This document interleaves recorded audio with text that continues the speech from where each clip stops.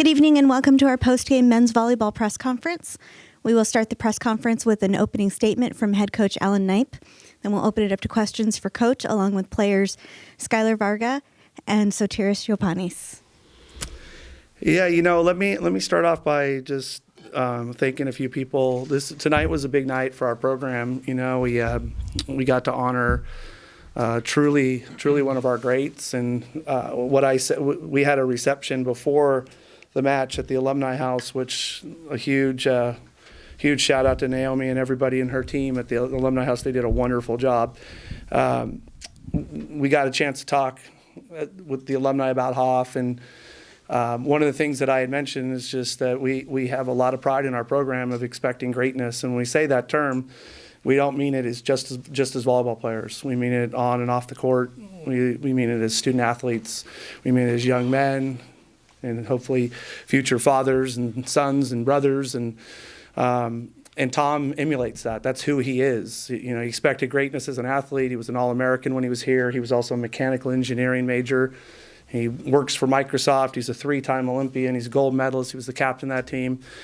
He's a living example of what our guys aspire to be. So it was a great night. We got to hang the banner, and a ton of alum here. And thanks to Lauren Goins and her whole crew, Juliana, and everybody who helped out with the marketing department to make it such a successful night. And huge thank you to Brett Winslow and Brent Hilliard, two guys coming out whose jerseys are already up to welcome Tom into that crew. So that being said, into the match, that can be sometimes you could do all that stuff and you can be a little flat coming out. And we really challenged the guys not to allow that to happen to them.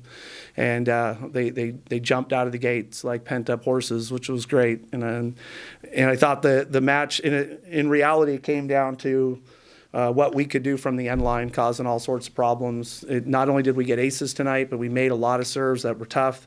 Gave us an opportunity to block 15 balls. We dug a whole bunch of balls. We were hitting a big number in transition against a very, very good team who will most likely be back here from the East, in May. So I'm really happy with the effort tonight. I thought there was some inside the sets adjustments that the guys made. Some tactical, some emotional, some mental. Some focus, all sorts of different adjustments. I think different conversations with about 4 or 5 different guys, and they all got better as the match went on. But I thought Sky's numbers were really, really big. Obviously hit 444. He had 5 aces and only 4 errors, scored a ton of points. And then Sodi did a great job passing the ball all night long. It was good from the end line.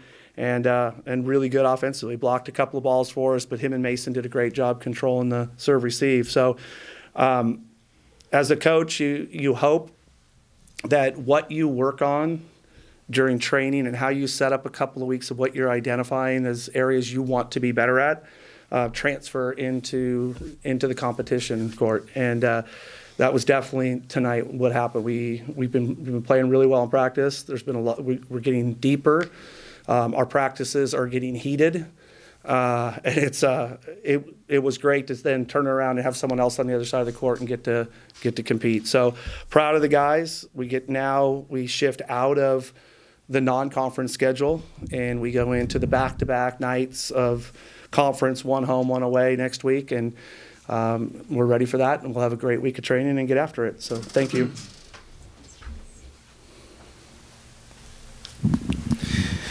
And Coach, with you having said that you're done with the non-conference slate of your schedule, are you now in halftime in regards to your schedule, or are you a little past halftime? And what's the mindset now? Yeah, well, we'll be getting into that halftime, right, mode where we play the same team on a weekend, and obviously we take great pride in that. But yeah, so the rest of our schedule until the postseason will be the same opponent Friday, Saturday night, and the halftime will come, and then it's unique because there's not a lot of halftimes where you switch venues. So we'll play a Friday night game and then travel wherever we go, or the team comes to us.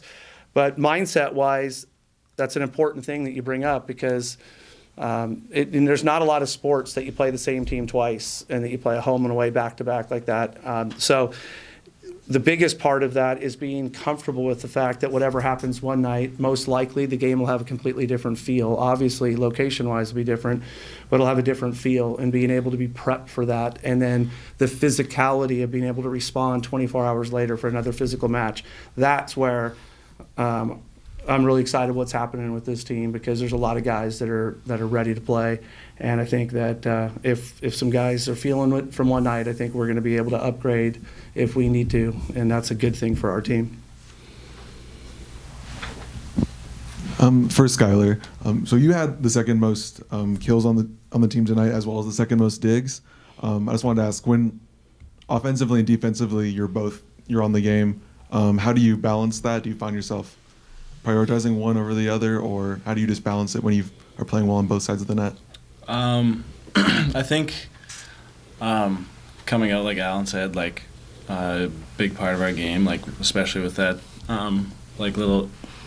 the thing with Tom Hoff to start the match, we had to come out firing. And I think defensively, blocking, digging, whatever that is, like that's huge to create energy for the game. So I think I took pride in that. And then I think just like feeding off that energy just helps me with attacking, right? That correlates right to it, like bringing a lot of energy from those defensive plays, right? So.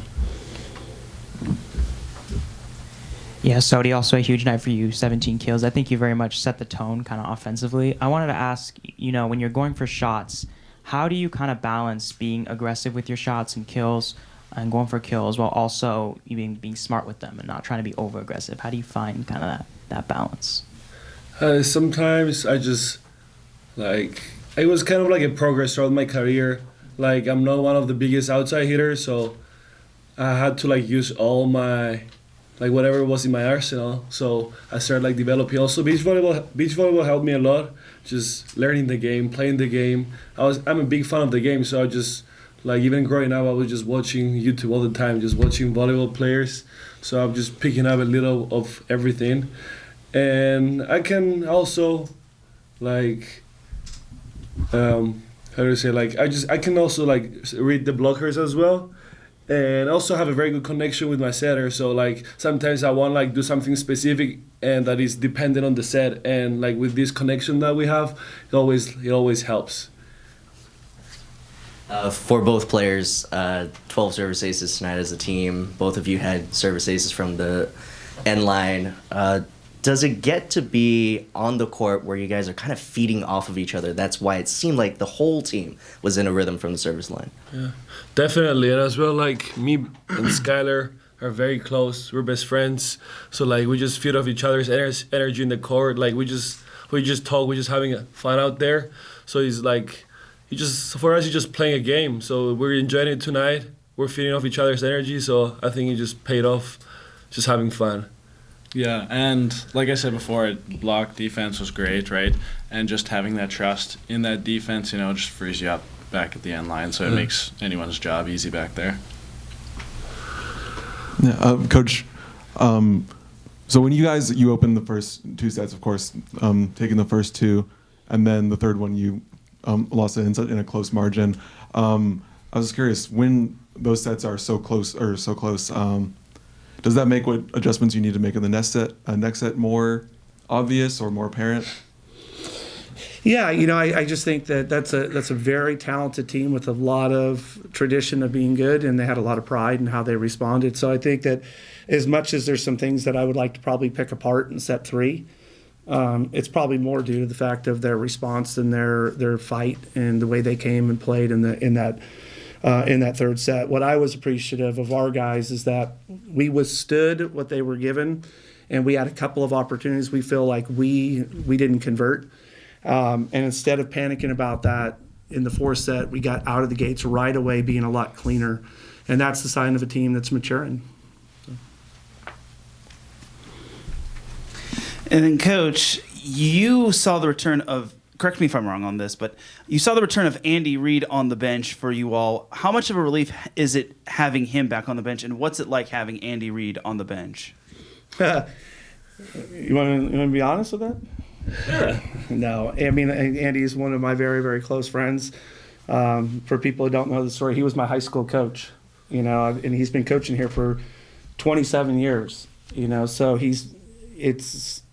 there's a calming effect to having Andy around, because whether or not I always agree with the things that he'll throw out, he's constantly throwing out information that for me to make decisions about or think of the game a little bit different. And it's always with no emotion. It's both sides of the ball, and he knows how I'm wired. So we're a much better staff having Andy back, but most importantly, we're happy that he's healthy and that he can be back.